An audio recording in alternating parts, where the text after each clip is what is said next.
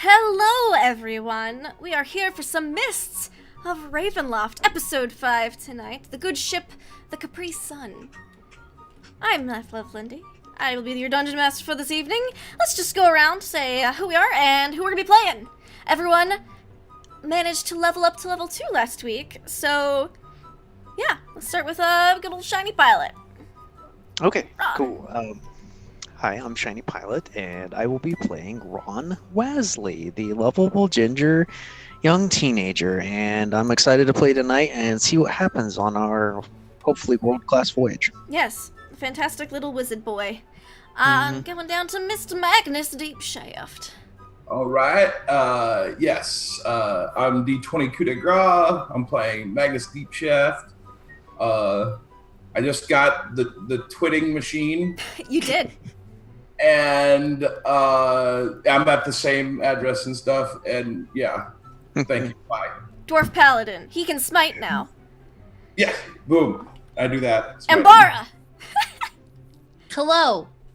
I am at Nugatosaurus. I'm playing Ambara Vanastra, the Elven Divine Soul Sorceress. And yeah, that's it. Awesome. Mr. Alam D. Wood Jr.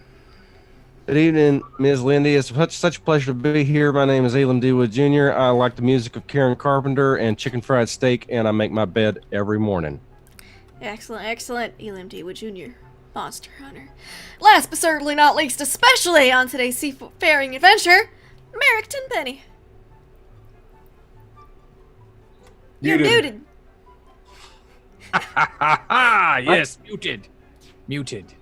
Not anymore. Merrick Tenpenny. I am Deception Check, playing Merrick Tenpenny. I am the pirate, not really pirate, not a pirate, not sea pirate, something like that. And I'll be on the seas with this fine vessel, which will be mine. Yes, it will be mine. Uh-huh. Speaking of this fine vessel, you guys are looking at the ship, the Caprice Sun. You have been told it is captained by Captain Sunkissed, the Tabaxi. You can be a bit irritable once on the water, but there's no finer, faster vessel that is leaving this port in time to get to Waterdeep for Magnus's fashion show. So, you guys, you don't have much to load up, really, seeing as how you are all traveling fairly light. However, you do have a donkey, a horse, and a rhinoceros.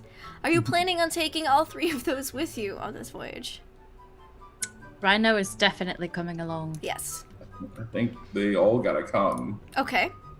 I mean, All of them. All of them. Excellent. Yeah. Do you guys have names for the horse and the donkey yet?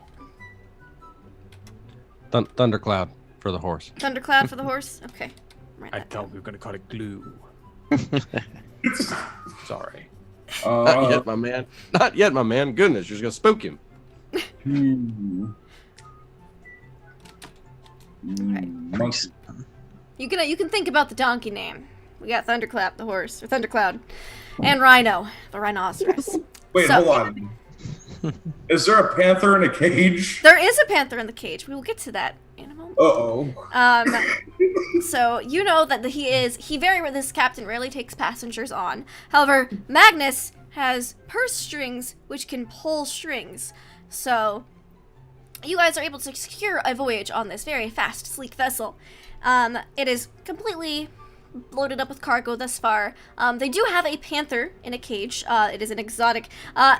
Alim, I would love for you to make me a nature check with advantage. Just to, if you want to glean anything about this panther or anything about it. Mm-hmm. Well, it's obviously a beautiful animal. Yes. Nature. How'd I do? I can't see it. Oh. Hey now. Nice. 17. So, you can tell that this panther here, it is a leopard. A very extremely rare black cloud leopard. They are ridiculously difficult to obtain. They are, illegal to poach. However, that does not stop some people.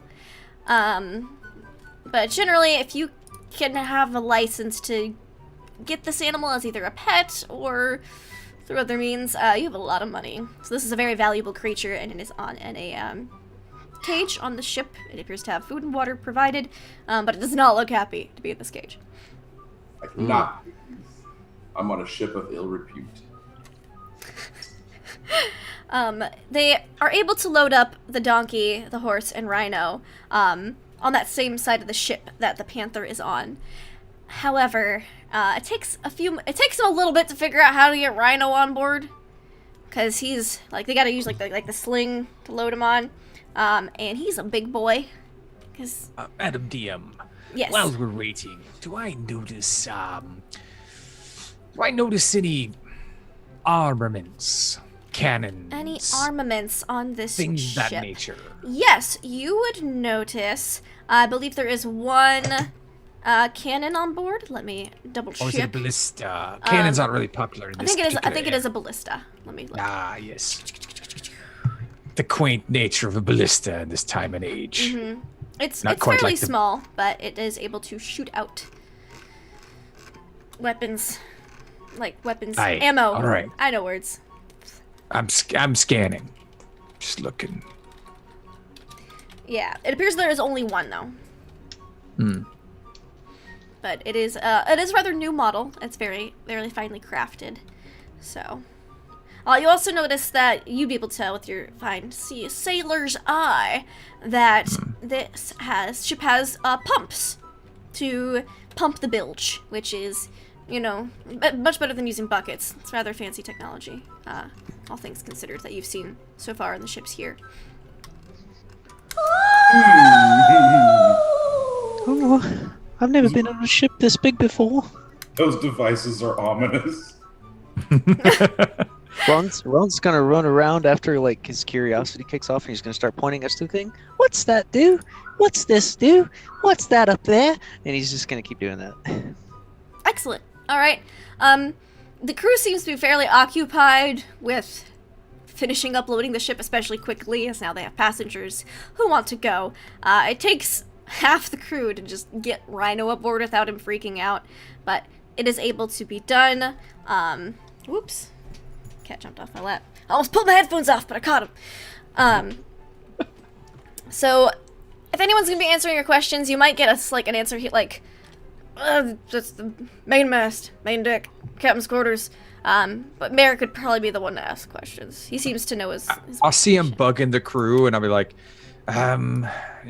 Ronnie, Yes? hey, come over here, please. Okay. He's going, no. He's walk over to you.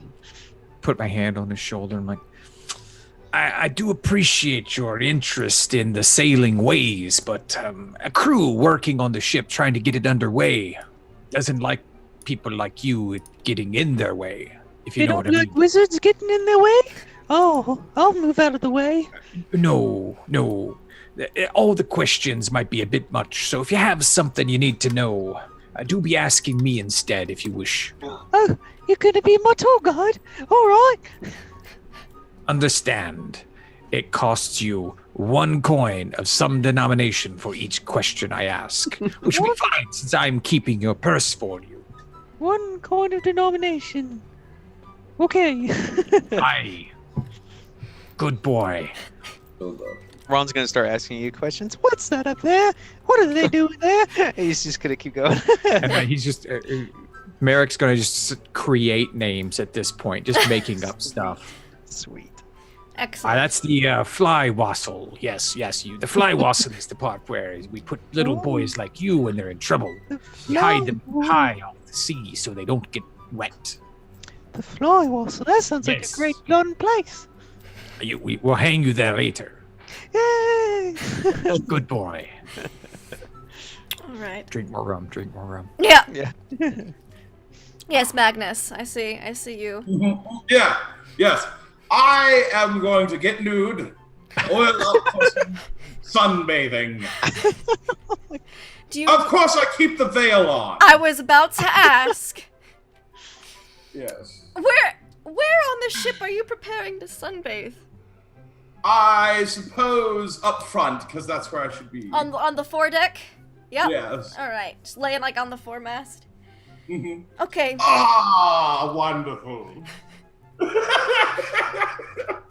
Ron's gonna giggle at his nakedness, and he's gonna cast dancing lights, and he's gonna form it into a giant glowing sphere right over the groin, just like. Well,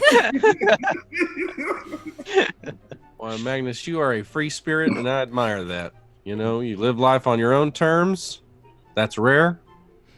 And make sure you talc up, before you put everything back on. You're gonna chafe. Yes, just his eye veil is all that remains. A little powder. I imagine there's a super veil tan line. Hey, Magnus is going to be quite popular once we get out to sea for a little while, I think. Oh man. All right. So Okay. so you Let know me see your dick, bud. Of course you can. You're welcome to look.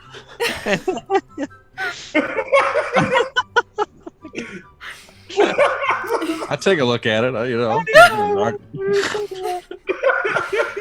and with this, thankfully the captain seems to be too distracted, filling out paperwork that the dockmaster has handed him in order to shove off. There's only the small gangplank left. Everything else is ready. They're ready to weigh anchor and let loose. You see, wanted to move quickly. He gets back aboard, and this Baxi looks at you, and he's just and you see him whisper something over to his first mate, which is a half elf with hair in a braid and an eye patch. And first mate nods and he goes, just sighs.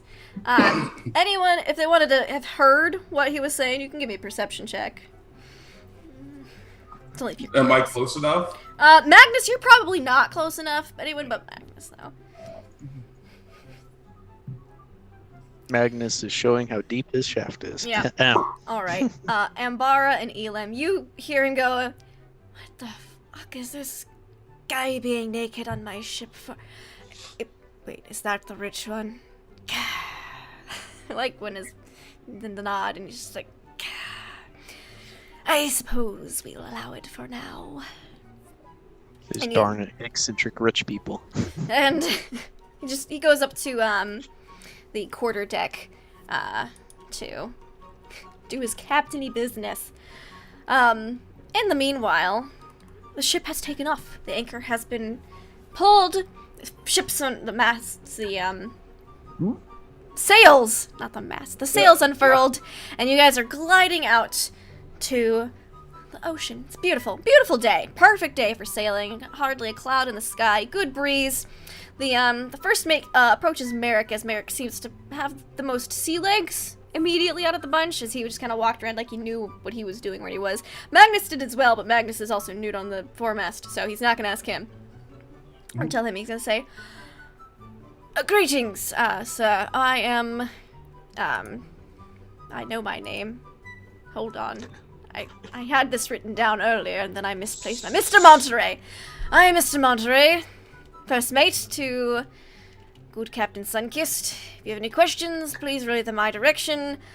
Normally, the voyage to Waterdeep from here takes about 6-7 days. I can have us there in 4 to 5. That do sound good. I appreciate it. I be Merrick Tenpenny, first assistant to his lordship, Magnus Deepshaft. He of the splendid visage, if you will. As we all can tell, it is... Count yourself lucky he has bequeathed you with a view of his royal personage. Royal jewels. Yes. Yes. Right, quite so. It's not often. He must like you and feel very comfortable on this ship, because it's not often that he wheels out the willy this early. Well, we are very privileged to have the Lord Deepshaft aboard the Caprice Sun. Can Ron poke in and go, I'm Ron! I'm the wizard from Big Farts. How old are you? I'm nearly 15. Alright, well, welcome aboard. Are you married to the captain? No. You said you're first mate. Yes, first mate, not husband. Those are Oh. different words. Different kind of mate, if you didn't know. Okay. I'm sorry. What was the first mate's name again? Mr. Monterey. Okay, thank you. Yes. Elam, darling, are you alright? You don't look quite so well. Oh, I'm gonna confess to you. This is the first time I have been on a plane. Y'all were saying a plane is like a whole other world. I'm pretty sure it's just a boat, but I've read about them, and first time on one of them. It was fine. I was enjoying the big cat. It was beautiful, but I don't think it's that guy's wiener. I think it's the boat going back and forth. And... So, a little trick. If you stare at the horizon, it Whoa. should even you out. A Yes, little ma'am. bit, at least. Oh, Make sure to blink. Yeah, alright. Yeah. It might take you a while to get there, so... This horizon is... yes, ma'am. All right. Drink lots of water. Water. Oh, Yes. don't say water. Not yeah. salt water, actual drinking fresh water. Oh, y'all do this all the time? You do this, Merrick? You do this all the time? It's my livelihood. I love the sea. Ugh. Been on a boat once or twice. Oh, goodness me. Oh, my. I'm going to make a mess up here. They're going to have to wash. They're going to have to wipe that down. That part there, I missed it. And they're going to have to get that. Rest, I'll just make sure it goes over the side. But I'm pretty sure that'll be your job. that's fine. I accept that responsibility. Oh, good gravy. Rum? What? Rum. Are you I'll out take some. of your ever-loving... Right? No, don't give him any Good rum. boy. What? No, that is a boy. grown-up drink. That is a Yes. grown-up... Oh, Lordy. No, this burns a lot more than the stuff you had at the inn. What Or does it tavern. burn so much? Because it's good. Like, it not only burns your throat, it burns your nose, and it's in your eyes. And it's Because a it's not meant for wizards, Ron. Oh, at least I can breathe now. Barely. Your wizards here can't drink rum? That one, at least. Oh. I'll have a Oh. pina Am I colada. allergic? What was that, sir? Pina colada, please. Wrong. Get right on it, sir. What the hell is a pina colada? Mr. Monterey is like, I'm not sure, but if it's food related, you should talk to old Sin. She's the cook. You'll find him in the galley. You seem to know your way about a ship. Can I ask I you a don't question, care. sir? I'm Of just course. If you have wondering any what the hell the questions in your group, please direct them my direction. The captain is very busy. Why do you have that cat in a cage? It is. We have procured it for a client who will live delivering it to Waterdeep. For what purpose? The client's inclinations with said cat are unknown at this time. They paid for a service of transportation of goods. We arrived here in Neverwinter. We picked this up. It was delivered to a vessel. We are delivering it to Waterdeep, the final destination. All right, I suppose. Mr. Monterey, Yes. I'm wondering, do there be active pirates in this section of your sea? Oh, there does indeed. And since we're on sea now, there we go. We got sea music. Loud. That sounded like backwoods music for a second. John Denver. Lots of It's banjo. very chill boat music. Okay. Because pirates, yes, there are some active pirates amongst those of the Sword Coast. Usually we can outrun most of them. However, there is a pirate or two that are bold and have well-equipped vessels enough that they could not threaten. This is a very good ship. They could be interested in a ship of our speed and capabilities. However, we are very experienced as a crew, been together a long time. Pirates shouldn't be an issue. Your single archaic ballista there. Haven't thought of putting cannons on your ship, have you? Cannons. Yes, large brass or iron tubes filled with gunpowder that you fire and they shoot large balls of explosives at other ships. It's quite fun to blow ships up like that. I don't quite... Yeah, I'll get to you in a moment. Thank you for raising your hand. That sounds awesome. I don't quite think I've ever heard of such a contraption. I made it maybe once or twice. Very, very rare. I've not These But for are. the right price, I could sketch something out for you. I Give you a will. little leg up on the competition. I will make a proposition to the captain about it. His new weaponry is always appreciated to fend off pirates. Again, we can outrun most of them, but there are a few that are brave enough. There's these Pirates of Paradise, they call themselves. Rapscallions, all of them. Oh, the Pirates of Paradise. Yes. Sure, that's not like a bird or a singing group or You something. know, you'd think it would be, but no, apparently they refer to their piratey guild, you could say, as Paradise. Fine.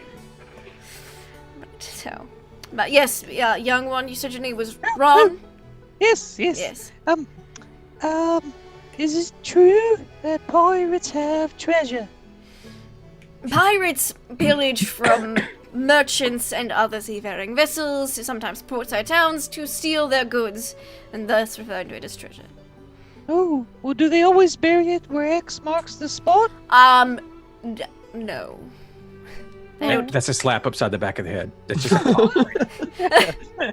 I apologize for the young one. He is quite young.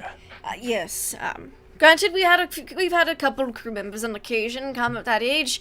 Been quite some time, though, since we've had one aboard. I believe Lucky over there and, Marson, they were our two newest ones. We joined when they were about his age. And you see that Lucky is a lady. She's got, like, her breeches all rolled up and her sleeves rolled up.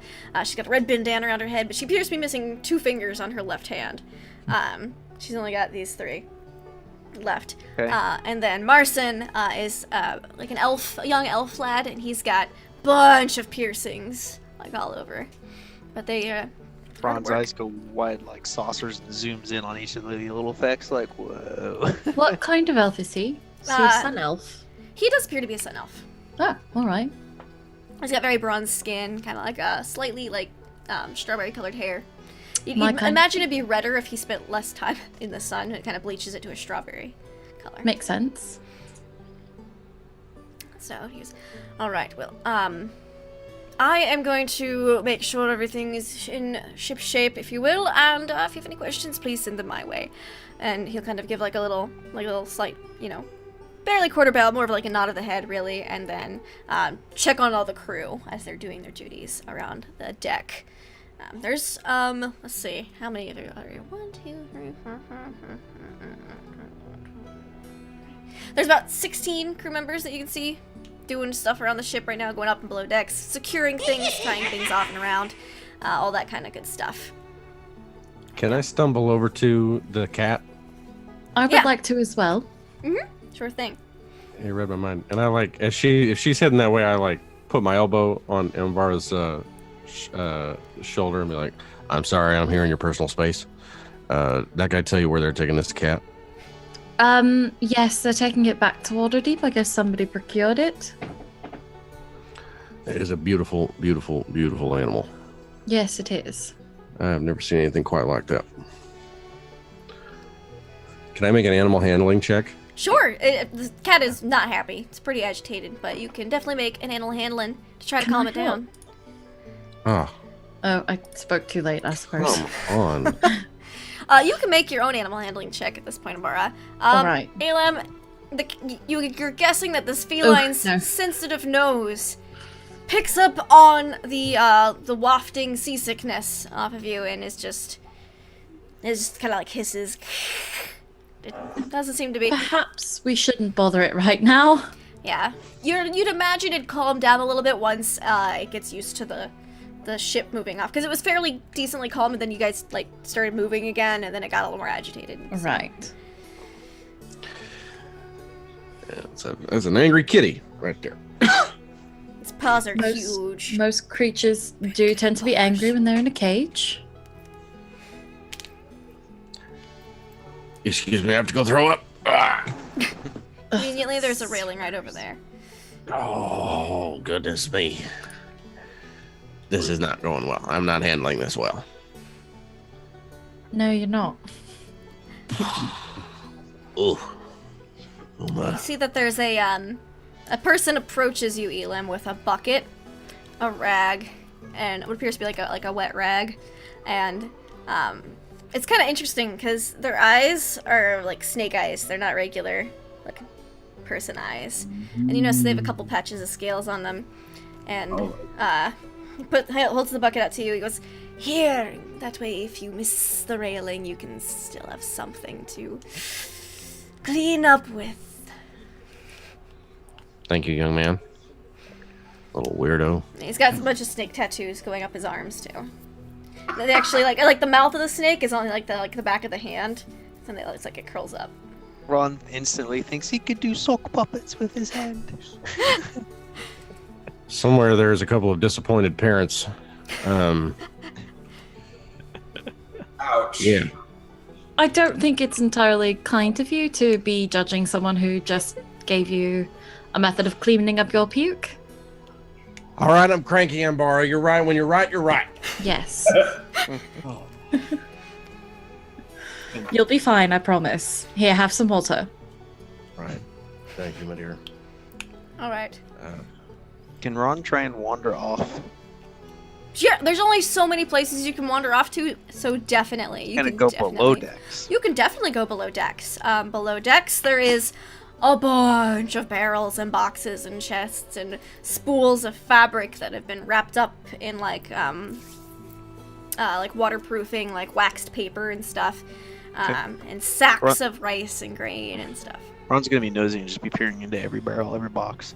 Yeah, it's a lot of goods. The chests are locked, but there's a lot of silks, rice, grains, a lot of mercantile type goods.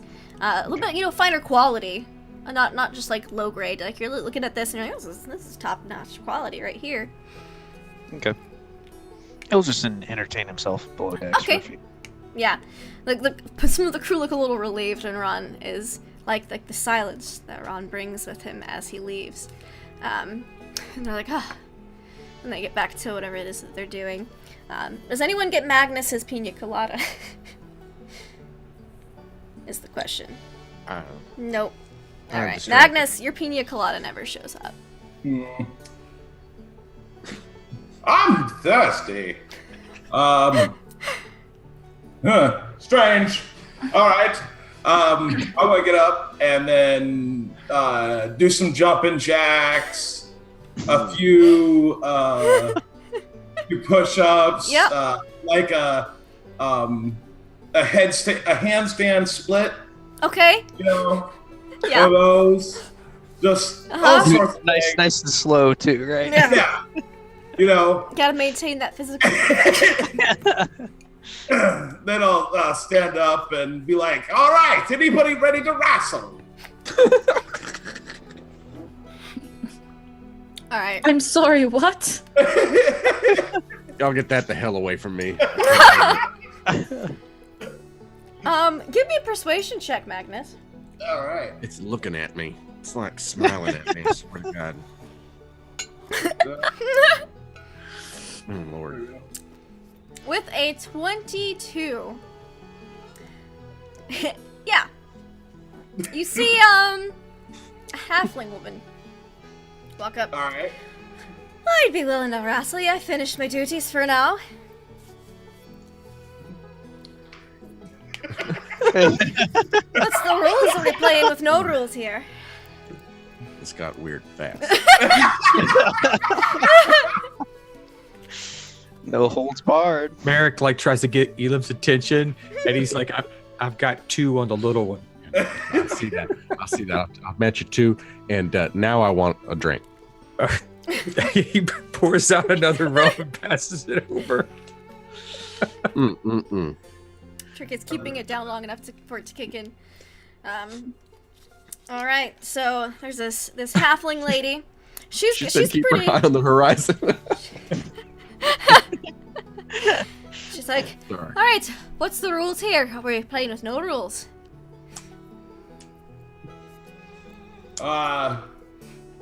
No taking off my crown. All right, simple enough. All right, play until first person to pin the other down for 6 seconds. That seems simple enough to me. All right. Y'all keep it clean now. No biting. She like. Don't be restricting them there, Elam. She has long vampire fangs. Yeah, like, No, she doesn't. She's You got, never know. She's got her hair into little braided pigtails. They're real short but cute. She's got like a vest on and some like striped pants. And she seems pretty muscular. She was up doing securing all the rigging earlier, with a really tall, slim guy. It's just those two, unfurling everything. But all right, let's give me some opposed athletics checks. Just telling you, all bets are off. His dick's hanging out. I'm pretty sure that guy over there is a snake. You better not wrestle him. Just warn you, as a prince, I've never been defeated. All right. There's the first. All right, here we go. Athletics. Oh, that's pretty good. You guys are evenly matched. So. Mm. Oh. She's Turn much me on. smaller than you, but her strength is like condensed into her small halfling body. She's only about she's between 2 to 2.5 feet tall. But you guys are like, it's like when you like the sumo wrestlers go at each other and they're just like, oh, like they're pretty evenly matched. All right, go roll again. All right.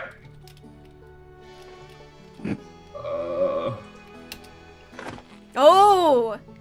What do you do to get the upper hand here? I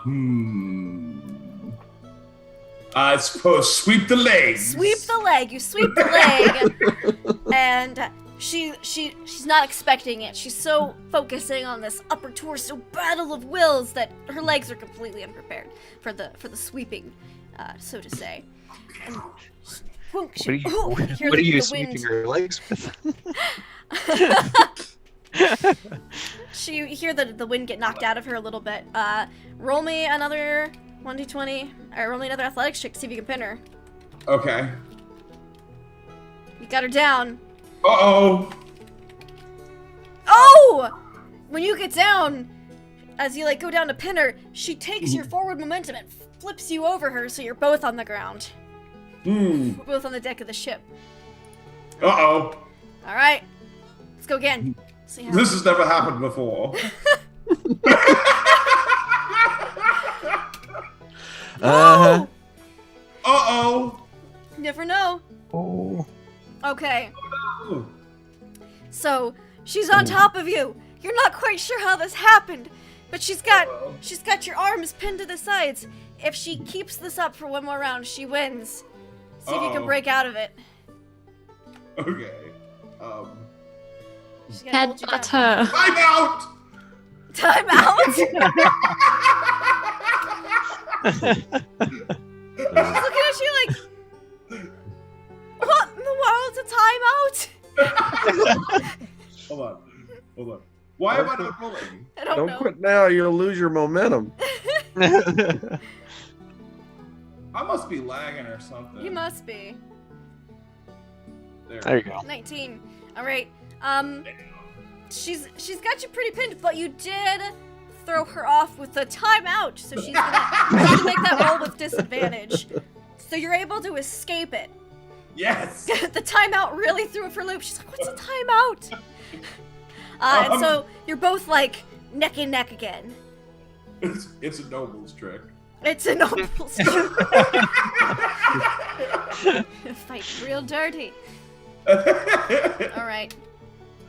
Oh man, she is Man, she is solid. a tough one. Yeah. She's tough. Woohoo.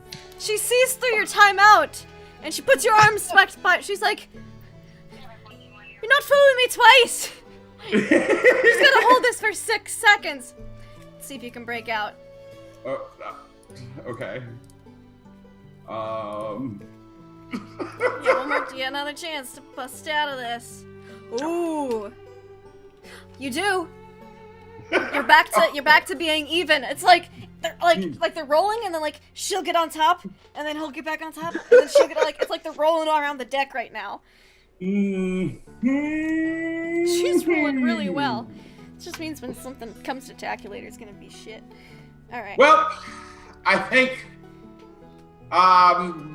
Let's see. Yep, going to have to call it a tie. I'm tired.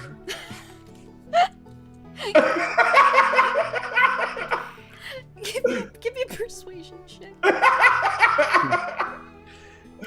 They were informed of the very rich, wealthy guest that was to be aboard the ship.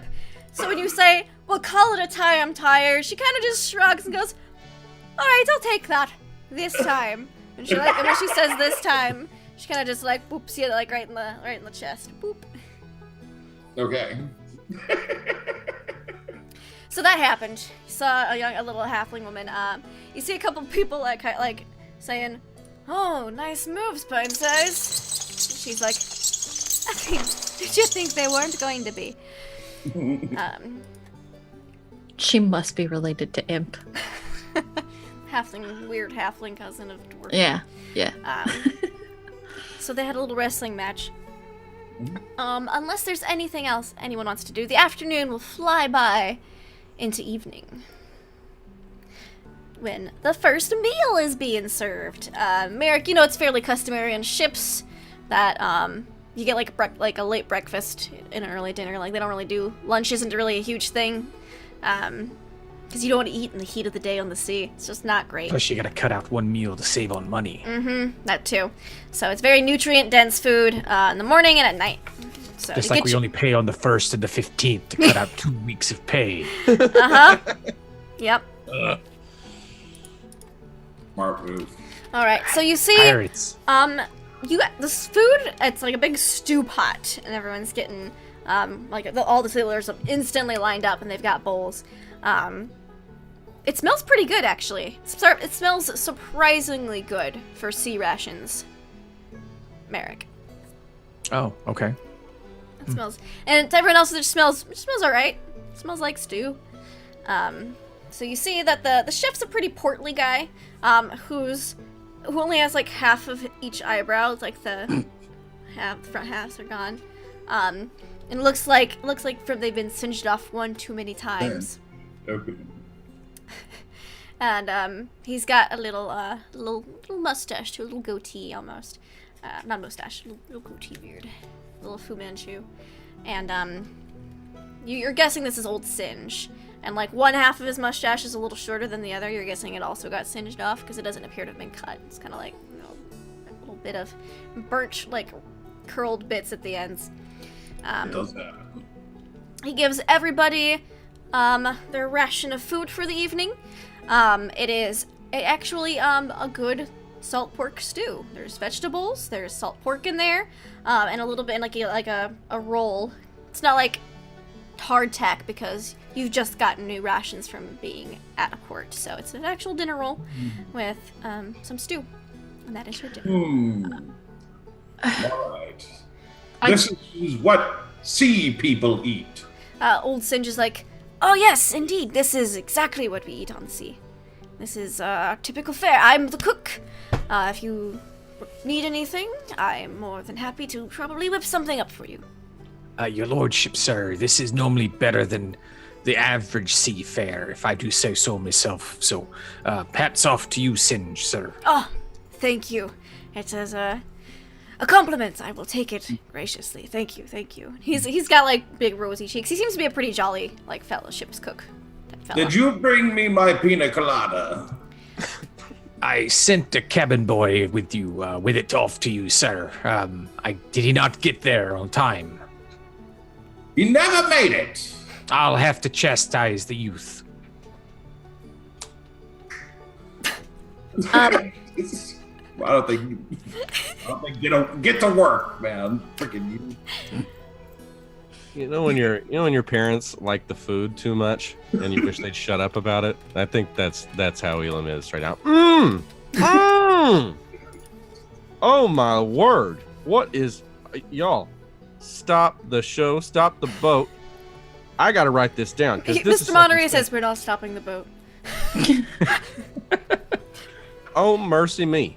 If we're gonna be eating like this all the time, I'm moving out into the middle of the ocean because this is amazing. Merrick. You sure you're going to be able to keep it down, though? No, ma'am. No. I'll see this again, but it is worth it. Oh. Unfortunately, Elam, sir, the first night's always the best. It goes downhill from there. Oh. All right. Well, we got a long way to go because this is just scrumptious. I'm telling you, I'm in heaven right now. It's good, yes. Ambara will eat the roll, but she will not eat the stew. Okay. Instead, she's going to take a stew over to the kitty and Okay. see if. The kitty seems to have been giving some salt pork. Yeah. And it's just kind of like. Yeah. I'm going to just gently push that bowl into the cage. Give me an animal handling check with advantage. Going to die. 14. 14. The kitty looks at you a little cautiously. The kitty. The leopard. The big kitty. No, it's just a kitty all the time. Big kitty paws that are the size Yeah. of your face. Yeah. It kind of like it shoves the rest of its like salt pork that was left. It was scarfed down pretty good. And then it kind of like walks over and sniffs it. Kind of like takes like a lick. The bowl's gone in like 3 licks. Yeah. And it kind of like sniffs you again. And then it settles down a little bit. It doesn't Alright. it doesn't seem to shy away from you now. All right. Good. Merrick will, as everyone's eating, because he's not going to sit down. He always prefers to eat while standing up and on deck. He'll walk through and kind of tap everyone on the shoulder and be like, "I think we should have a group meeting up on deck after dinner, if you would." Is So just- something wrong? Everyone, no, just standard operating procedures on a strange ship. Might need to go over it to make sure we all survive. Yes, we're sailors now. No. And he'll just walk up on deck, go to the poop deck, and All watch right. the stars. Go to the poop deck. I Yes. will follow since I didn't really eat anything. Okay. I will continue eating. All right. I get seconds. Yeah, you're able to get double portions if you want. He made a little extra because he knew there was guests and he wasn't quite sure how much those guests would eat. So everyone is able to get seconds if they wish. I imagine Ron thinks this is what like pirates eat for dinner, and so he's all about it. He's trying to eat with one eye closed, which is because of eye patches like the first mate, but it's throwing off his depth perception, so it's taking him a little bit longer to eat. So he keeps missing his mouth, and the bowl. He's a special kid. He's a wizard. Special wizard kid. High end, low wisdom. So, does everyone else meet with Merrick on the poop deck after they're done eating? Yes. Yeah. All right. Yeah. Ron is busy talking. You see he's actually talking with let's see. This bald pirate whose name is Homer. He's very, very polite. He's answering all of Ron's questions. Okay. All right, everyone. He looks around to see how many sailors are on deck right now. Well, there's 16 of them total, plus the captain and Mr. Monterey, so there are 18 of them total. I'd say a good number of them are downstairs, or down below decks, eating and pumping the bilge just a little bit before it All gets right, too so dark. skeleton crew, basically. Yeah. Okay. It seems like mealtime's important to them, so they keep the bare number up just to eat, especially when they're so close to the coast still. They're not really worried about pirates or anything at this point. All right, so Merrick kind of pushes his hat up a little bit, puts his hand behind his back, and kind of starts pacing like a captain. He's like, "All right, this is what we're going to have to do, all right? We need to make sure we stay on shifts. No one goes below deck alone, and no one... Well, not everyone sleeps at the same time. We need to have watch, because I've got a strange feeling about this ship. They don't take passengers, but they were quite willing to take a rich passenger like my Lord Magnus there. And, well... Most people are. Yes, well, this sort might be thinking you're a payday. And if you don't have it on you, they can ransom you easily. Oh. 16 to 18 to our 5. Very easy to take us. It's So- you've probably been attempted to be ransomed off before, Magnus. Yes. Well, yeah. Yeah. I mean, And I've I- probably ran some people off before. as long as they're nice, I don't really care. Yeah, it's true. You have the And money so, to spare. Just to keep our heads above water, if you will. We've got 7 days to go to Waterdeep, if that is even where we're going.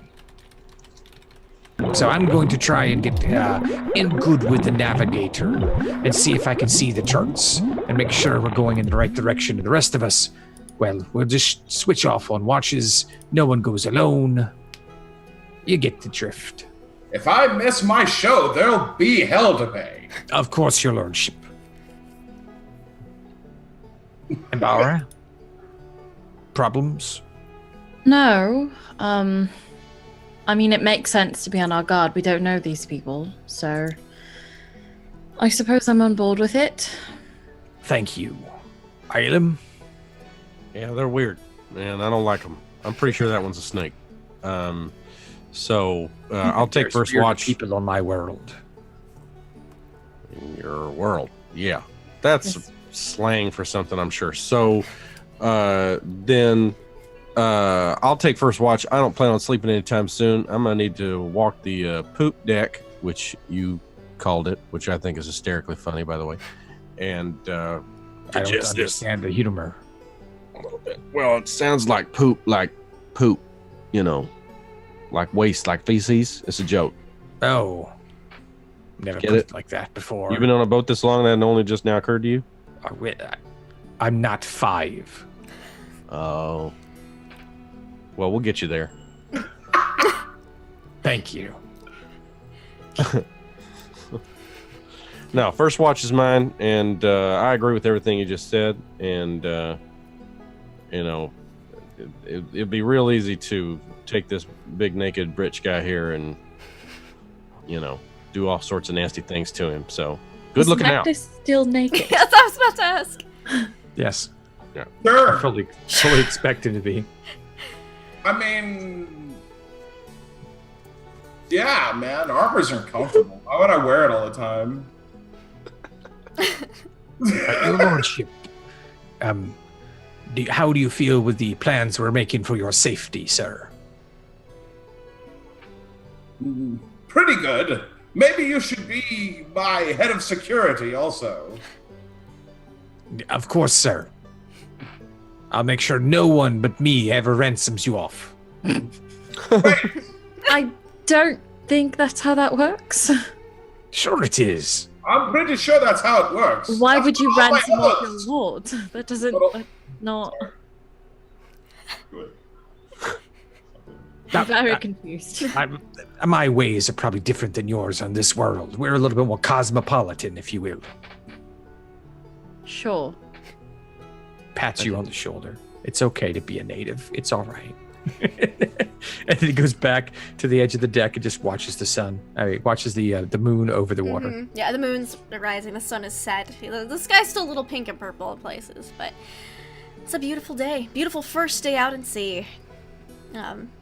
So everyone takes watches throughout the evening. Yeah, I figure what we'll do, if you guys agree, well, like they probably assign us a small set of like a small berth underneath under the underdeck where got there's like hammocks. just several hammocks, Mhm. and we'll all be in the same general area. So one person will just be awake at the hammocks watching to make sure that if someone comes after us, we all wake up. That cool? Yeah, I'm fine with that. All right. Do you entrust Ron No, with this? No. Okay. Figured I'd ask. absolutely not. We tuck him in and tell him good night. Okay. Excellent. So your first night goes by without any problems. You see that they generally do about half and half. Once like people wake up, it seems like the dinner and breakfast is the same thing. Like some people wake up and that's their breakfast, and that's people who take the night watch or the night. They don't do a skeleton crew at night, so you figure that's probably how they've avoided a lot of pirates. Is because they keep a full, like a half crew at all times above decks. Then the other crew, while sleeping during the other 12 hours of the day, is able to wake up and assist if necessary. So, it's a bit different than what you've seen, but a very efficient, very effective method, and they seem to have no complaints with it at all. Mr. Monterey is there to answer any questions. Day 2 at sea happens. Early in the morning, Ambara, when it's not her shift to sleep, she would like to go up to the deck, and as the sun is rising, It's a beautiful do sunrise. her... Yeah, because I only sleep for 4 hours. Yeah. So I watch the sunrise and I do my meditation. And then I'd like to spend some time with the kitty, please. All right. Yeah, you can spend time with the kitty. You notice that as you're doing your meditation, there's another person on deck meditating, Is it the not other too far elf? away from you. No, this one is actually a dwarven crew member. Oh, is that so? He appears to be wearing just regular breeches and stuff, and he has a holy symbol around his neck. Oh. Well, I won't bother him while he's meditating, but can I see if I know what that holy symbol is? Give me a religion check. Oh, I'm proficient in this, so fingers crossed. 19. All right. 19. It is a holy symbol of Shinar, Oh, Shana. the dwarven goddess. A lot of crafting. Yes, I do love her quite much. Anyway, I will let him. It's a him, right, or her? It's a him, yeah. He's got some beads, like holy beads braided into his beard. But his Alright. head is bald. Okay. I'll let him do his meditation. I'll do mine. When he's done, however, I would like to be like, I'm sorry, I don't mean to bother you, but I see that. Are you a priest of Shana, or at least a follower? I be a very devout follower of Shinar. I lead some services on the ship from time to time. If a crew member should happen to pass, or pray for better weather if the sea gets a bit rough, that type of thing. I know Shinar's not a sea goddess, but I believe seafaring is a type of craft in of itself. Yes, I do believe you're correct, and Shana is a benevolent god at the very least, so it's always good to have her on your side. Aye. Oh, it's not often that I get an elf recognizing Shinar's holy symbol. Are you a holy person yourself? Not quite. I don't follow any particular faith, but I do have a god that I answer to, yes. I can respect that. Well, if anybody gives you any trouble around here, just let me know. Of course. What was your name again? I'm sorry. Oh, Grundle. Grondel. Pleasure to meet you. My name's Zambara. Lovely meeting you, miss. I believe I should be better getting helping old Singe get the crookpot started. He's sometimes he gets a little carried away with lighting the fire. His eyebrows. Yes, I noticed. If you ever need any help, just let me know, and I don't have anything else to do during these couple days of our trip, so just let me know. Aye, of course he will. And he kind of says, like, everything has been really genuine, but when he says that, he's like, yeah, okay. Yeah. And then he goes to go assist with Singe, who's on deck, actually, trying to get, like, he's got his little flint. And every time it doesn't light, he adds more tinder to it. Okay. I'm going to go. While they were over to Cat meditating, then. Merrick actually sneaks up on deck because he's an early riser as well. Okay. So he goes and stands on the poop deck where there's probably no one at this time, really. And then he goes through I guess if anyone was watching, it's actually his morning exercises and whatnot. It's a form of calisthenics he learned in the Merchant Marine when he was young. And he goes through them all. There's a whole bunch of forms. I guess if you looked at it now from today's point of view, it would look like going through a Tai Chi routine. But he's just kind of like, he doesn't notice anyone out there. He thinks he's the first one up other than the people on board. And so he's just going through those motions, doing his warm-ups and whatnot. Excellent. Yep. And there's actually 2 ballistae on the ship, Oh, okay. both on the quarterdeck. But they're just pointing in different directions, so you can each give her, like, cover half the ship. So those of you who are not early risers, you smell breakfast beginning to cook.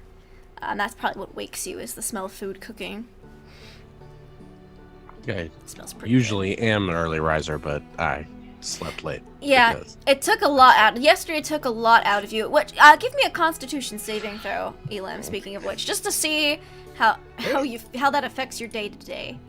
See if you got enough water in you and kept your food down enough. Yeah.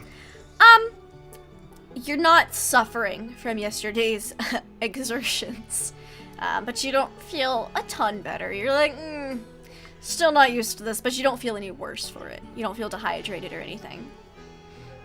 Good. And I think it's one of those things too where he starts seeing the crew working so hard and like, you know, instead of having like an exercise kind of thing, I think he starts to feel useless and has to like starts picking up what everybody's doing and where they're starts watching what everybody's doing and where they're taking everything and trying to look for some way to help out somehow. Okay. Let's see. A lot of the crew is kind of like, no, we've got it. But there'll be one person who allows you. They're basically coiling a bunch of ropes, and we actually find out there's a specific way to coil the rope so that it doesn't tangle if it has to rapidly be flung over. Oh, I love this. I'm always looking to learn new things, and I love a good length of hemp rope. Something substantial about it. Something makes you feel good to be alive. Just a good, strong length of rope. This guy, he's shirtless, and he's got his breeches on, and he's actually got boots on. A lot of these people are barefoot, but he's got boots on. But you notice that he's got a massive scar, all like on his arm and on his chest and stomach, and then back on his other arm. It looks like a big old creature bit him, maybe. His name's Jake. Jake, my man, something got a hold of you. You mind my asking what happened here? Something got you. Look at that. Oh, well, you see, there was this big old shark. See, I fell overboard during a storm one night, and then, well, we were in eel-infested waters, and you should know, if the eels don't get you, the sharks attracted to eels usually will. Thankfully, someone else fell overboard with me, and, well, the eels got him first, so only the shark was able to take a bite out of me before I got pulled back on board. And a shark. This is a fish? Yeah, it's a fish with lots of teeth. Teeth. Yeah, kind of. And one of these sharks, that's what did... This is one bite right here. I had my other arm free, so I punched him in the eye and he let me go. He would have come right back because of the blood in the water, you see, but I got pulled back in before that. Oh, my goodness. I did not know that a fish head could be that big or have that many teeth. Here's one, here's that many teeth. He points to each tooth. He's like, man, they're big fellers out there. Sometimes these sharks get to be, I don't know, 20 feet. I think 20 foot's the biggest one I've seen. Oh my. Now eels, I think I've heard of an eel. Kind of like a long noodle looking guy. Yeah, real slippery. We're gonna have eel for breakfast this morning. Sandra's making us some eel bacon. Oh, well. If it's as good as what we had yesterday, I'm gonna have me some eel. Oh, Sandra's a great cook. Great guy. He's a top notch. Shark didn't burn half his face off, did it? No, that's just him trying to start the breakfast fire in the morning. Oh, far out. Okay, I understand that. Yeah, he's just that's why we call him Old Singe. I don't even remember what his real name is. We've been calling him Singe for so long. Pick up a weird nickname. Yeah, most of us got nicknames here. Yeah. Lucky, Jib, Slim, Shanny, Snake.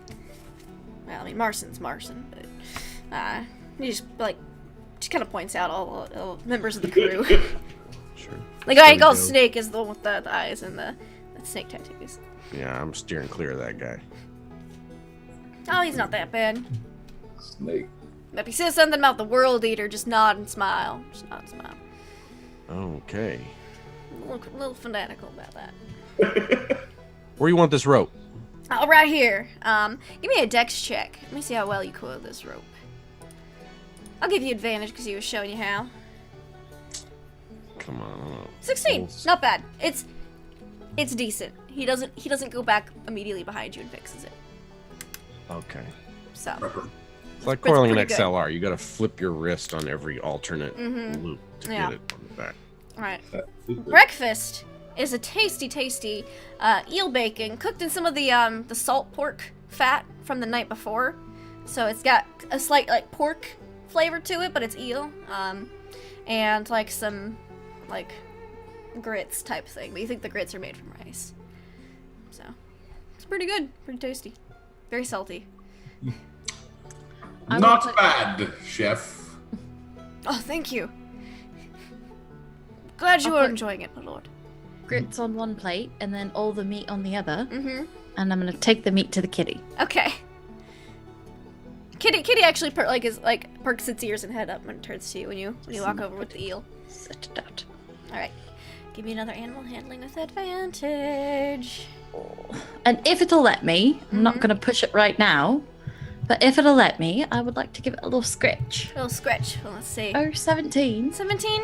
You're able to like touch it. You're not quite able to scratch it yet, but you're able to like just give it a little pat. Okay. As it scarfs this eel down. Yeah. Like the eel a lot. And then I'll just sit next to the cage and eat my grits. Okay.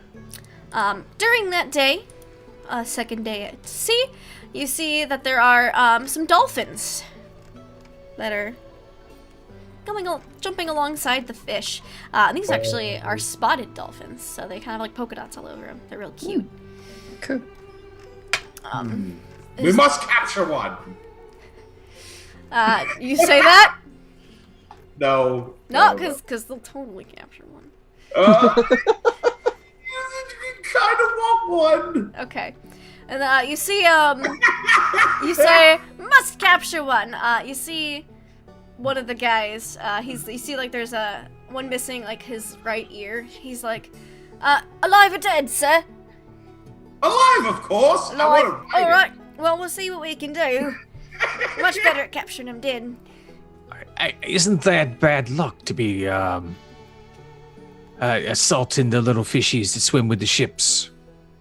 Is it? But the I big don't ones want like that, the bad luck. dolphins. Oh, that one's got the pox, sir. You see all the spots? I don't think that's the way that works. Too many times, son. Pats him on the head. Mm-hmm. Yeah, he's pretty young. Your lordship, sir, I'm hesitant to be considering the capturing of a fine creature that swims in the sea alongside us. If you'd like to upset the gods here, Devourer knows I would not be part and parcel to that sort of thing. You say the Devourer, and you see the snake, like, the guy they call Snake, his head just turns towards you, like, he knows. Well, I don't want to test fate. No, sir, not with 5 more days on the sea. I'll send others to find me one later. Wise choice, sir. Wise choice. Merrick, can I ask you a question? Of course.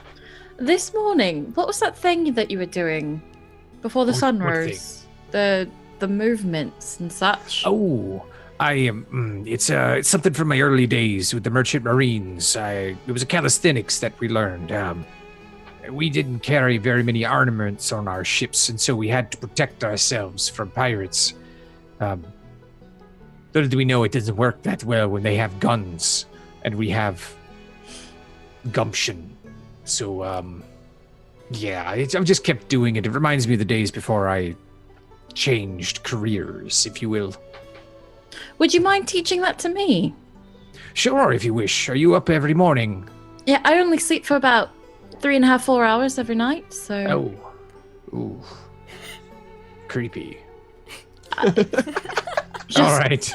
my biology, I suppose? It's fine. Fine. No, that's weird. Hold on. Sorry, cat issues. But, no, sure, if you wish, I'd be more than happy to try and teach you some of it if you wish. It's quite handy. Yes, I'd love to learn. I do meditation in the morning, but I wouldn't mind doing this before or after. This is sort of like a meditation too, but to each their own. I'll show you what I can. Of course, thank you. I Yeah, appreciate sure. it. At this point, breakfast is wrapping up, and you hear the one they call him Lil Thor, because he's like pretty decently built, and he's got long blonde hair, and he refuses to tie it up, unlike most of the sailors. He's like, is he supposed to be looking like that? And you look, and Ron's got like a rash on his face, and he's like, I think my throat is swelling up a little bit. What did you eat, Ron? Breakfast. Oh dear God. I don't think he likes eel. He might. You think he might be allergic to eel? Allergic. All right. I've never had this bacon before. It's pretty tasty. I don't think you should eat this bacon again, Ron. It looks like you're having a very bad reaction to it. Oh God. I'm going to like ray of frost my hands. And then kind of just like soothe it on his. Yeah. I don't know what to do for an allergic reaction. So I'm just gonna see if I can kind of like chill it out. Cold, Ambara. I don't know what I'm doing. Ambara, I'm not a medic. You might know animals, but people I'm not so sure about, and I would agree with that, yeah. I'll lay my hands upon him. Okay. Your princely touch revives poor Ron. Is Magnus still naked though? Is Magnus still naked? That is an excellent question. Most likely. All right, fair. Yeah. Just saying, looks like a lot of splinters and a lot of loose wood, and you might just want to put on, something. Make sure you don't get. All right, I'll put my boots on.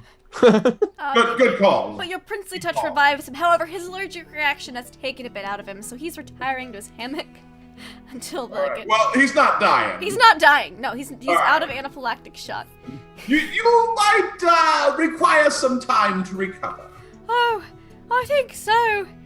Because this rash is really itchy. And he'll go below decks and sleep in his hammock for the rest of the day. That poor child. I will let him know that he's allergic to eel when he gets back. By the way. We discovered Ron's allergic to eel. So that happens. The crew is pretty startled, and you see like Singe going, I won't cook anything else with eel in the main dish. I'll cook it on the side and make sure. Okay. I was going to say, I love the eel. No, it was. I bought a lot of it, so we're going to have to use it. But I just won't give him any of it. I won't make sure he doesn't. Because we don't want him to die. Okay. Yes. Yes. Of course. Prefer it if we didn't kill the child. Yes. That would be bad. Yes, that would be very bad. We never had don't think we've had a customer perish on us, especially from allergic reaction. That would be awful. Yeah, that wouldn't be good for business. No. Not We don't take, at all. passengers often, but I did lose one to allergic reaction to eel. That would be tragic. And you just see him like cleaning the workstation. Like, oh man, we don't want any eel getting around and killing this poor kid. Poor guy. Oh man. It feels a little bad that his cooking almost made Ron die. It happens. That night at sea, the day is fairly uneventful. You see like another couple of ships pass by, but they are other merchant vessels. Looks like they're just headed up to probably Neverwinter, that port you guys left from. That night, however, the captain comes out. The captain hasn't left his quarters very often. He'll come out mostly at night, and he'll double check the stars with his charts. He appears that he's doing the navigating, or the map, the directional stuff for the ship, and then relaying his orders to the bosun, who will be steering the ship during the day, and then he takes over at night, typically. Is it possible to be up on deck around that when it's happening? Yeah, definitely. To try and see if we're going in the right direction? Sure thing. You Because can I give don't know me these seas. a navigator's tools check or perception check to see if Navigator's tools. Oh, I will roll that. you're... 21. Yes. You guys are headed in the right direction. You guys are on track. We'll just hang out. You won't bother the captain because, they're Yeah, finicky. the captain seems... he was pretty, a little suspicious at port. There's a really rich guy who wants to board my vessel, but then he saw the coinage, he was like, okay. But his kind of, reserved yet skeptical nature, he's very cross when on the sea. You think you don't know a lot of seafaring tabaxi, so it might be the whole cat water thing. You're not sure, but he's constantly swigging from his little flask that you're imagining he refills from somewhere in his captain's quarters. If Merrick's ever around when he's doing that, he'll just sort of nod and swig from his rum as well. He's kind of like, you hear like a, and he like nods at you like he's not, he's pretty cross. But the crew seems to respect him, so they must get paid well, decent shares, etc. It seems that Mr. Monterey does a lot of the sociability of the work of first mate, and the captain does a lot of the more technical, mechanical stuff. So they have a good partnership as leaders of this vessel. However, the first night, the captain says, "We are making excellent time. Therefore, we have already shaved off a full day's journey. The winds have been in our favor. Feel free to have a bit of a leisure night, as we're making good time. So at this rate, you will be at Waterdeep in at least 5 days. Maybe 4.5. 4 if you're real lucky. Wonderful! Probably get there in 4 days. So at best case scenario, you only have 2 days left at sea. Worst case scenario, you got 3. So that night, Worst scenario. I don't know what you're talking about. You guys this is a calm, pleasant boat With the voyage. crew on vacation, basically, today, on a light day, that's when Merrick is paying attention the most. He doesn't feel comfortable with that. Yeah. It's like, if you're making this much good time with everyone on deck, why would you stop it? You see, it's more like, rather than they don't stop it, but everyone wakes up a little earlier for the night shift, and they have dinner a little earlier.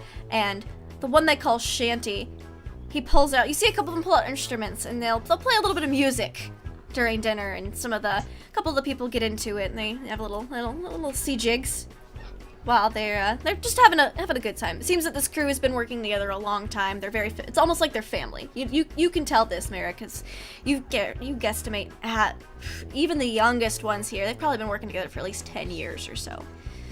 Still not comfortable. Yeah. All I'm doing is trying to feed him drinks and get him to relax. Man, you're too tense, dude. Relax. It's a party. It's fine for you, sir. Go ahead. I can't have fun when my friends aren't having fun. I'm having fun. See? Ha ha. How convincing did that sound? Was it meant to be convincing? I'm a little tipsy. So, you're a little tipsy. It's, well, you know what? It's hard to say. Okay. Pat you on the shoulder. It's all right, sir. You have a good time. I would go dance. Yeah, they're doing pint, not pint size. Yeah, it's pint size. Pint size offers to teach you a sea jig, Magnus. She's the little halfling girl you wrestled. Oh, there you go. Get in there, boy. Come on now. Yeah. Yeah, she'll offer to teach you a sea jig. Okay. I'm all about that. Special halfling sea jig. Give me a performance check to see how well you pick it up. Okay. Here we go. You know, you've just started learning it. Mm-hmm. So, it's not a great sea jig, but you'd think it'd be better if you weren't as tipsy, but Old Singe, he felt real bad for kind of accidentally giving anaphylactic shock to Ron earlier, so he did manage to whip you up a pina colada. So, and he made it pretty strong. So, it's party time. Party time. Alright. So, she teaches you a jig. You've got the steps down. I'll say you now know one seafaring jig. One seafaring jig. Okay. But you're gonna have to practice at it to make it look better. But you know the steps. It's not hard. Yeah. And, Cool. yeah. So then Shanty says, "Who wants to hear a sea shanty?" as he's He's playing his little, windbugs. All right, this one is a seafaring classic for you little dirty landlubbers out here. He's getting off his shift, so he's hitting the rum a little hard. He goes, all right. And it's like the tune of the song and the tune of what he's playing are completely different, but he doesn't seem to care and or notice that much. So he says, this is a song about the sailors and their loves, one of which is the sea, and one of them is with beautiful wenches. And you hear like a hear from some of the crew. And he goes, there once was a maiden who loved a young sailor. She loved him and hugged him and promised to wed. They vowed they would marry when next he would tarry. They vowed they would marry, at least that's what she said. Oh, you see, but the lad was a sailor and left his young maiden. He loved her and hugged her and left her behind. Down in the South Ocean on shoals they did found her. He fell from the rigging and there he did die. And so the young maiden, she watched for her sailor. The years passed her by and she forgot her vow. She'd met another and promised she'd marry. She forgot her sailor who died long ago. The eve of their wedding, she had a strange visitor.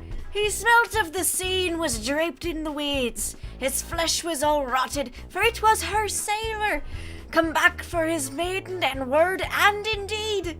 The maiden was frightened, but he did console her. He hugged her and loved her and dragged her below. The sea is their home now, they both are together. The sailor and maiden who made their great vow. And there's like some woo! Like some like applause from the ships, and he's like, thank you. Thank you. That's a terrible story!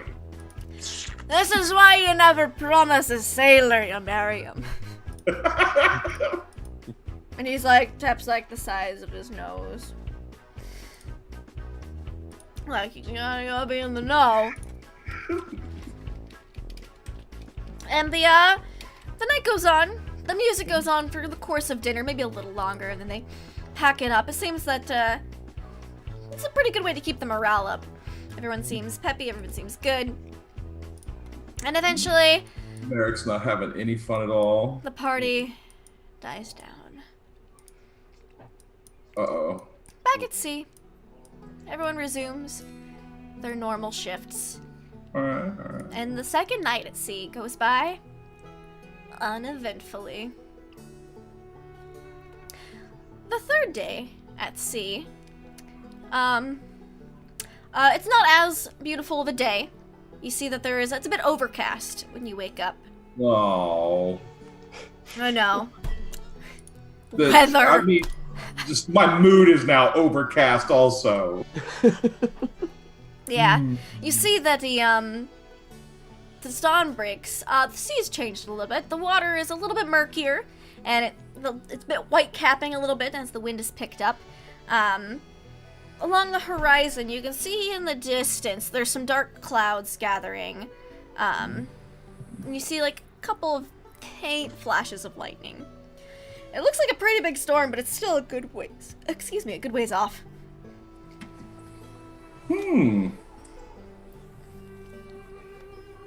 So. Do you see those dark clouds ahead? Aye, it's the sea. It happens. Oh, okay. So it's normal to sail into those. Well, I mean, if it's on your way, you try and get around it if you can, but unfortunately, some storms be larger than some sailing lanes. So you are not concerned about the weather at this time? Oh, I'm concerned. But I sail the seas. I know what will happen. You guys should be scared shitless. Yeah, you see the captain and Mr. Monterey, Captain Sunkissed, because I have to say it, and Mr. Monterey. They're talking and they're kind of like looking at the map, and then they're talking. You can tell they're talking about the storm and trying to decide if they're gonna try to maybe outrun it or go around it or what the plan is. Well, I don't think there's any storm that can defeat us. Oh, that would be silly. Might want to put your pants on. Just don't have to. That's true. I could get cold. Yeah, it's not as warm as it has been the past couple of days. I want to go ahead and. And you think your skin might burn if it was exposed to another day of. Oh no. Sun. So. Uh-oh. Yeah, I better armor up then. Yeah. Well, thank God. Because can't have my skin burning. No. It's gotten close, but you've been oiled up enough that, you know, you've prevented it thus far. Whew. You've gotten a nice veil tan line now. You pulled it up just a little bit so that it wouldn't be evidenced when the veil blows in the breeze slightly, but you know, when you take it off, you can see right under the eyes. There's a line. I mean, I've done this for a long time. I know the finer details. You do. You do. How to veil tan line. This is important.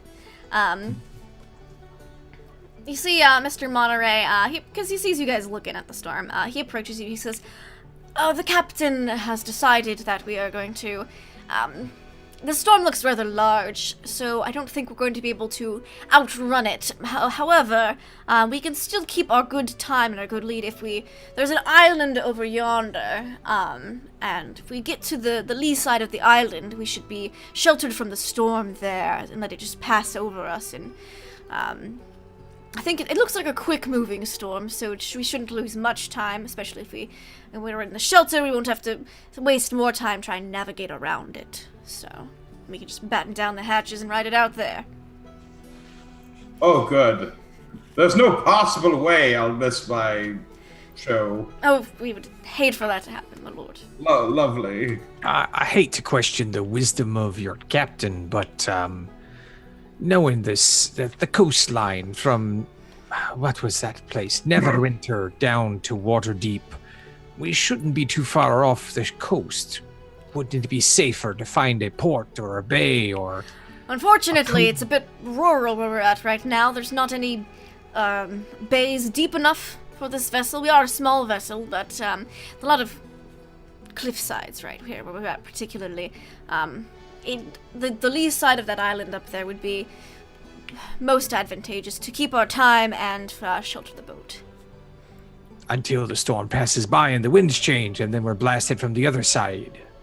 I don't think it's a hurricane. Just looks like a large storm. Right. Grab your stuff, boys. It's the gonna wrong get rough. season for hurricanes.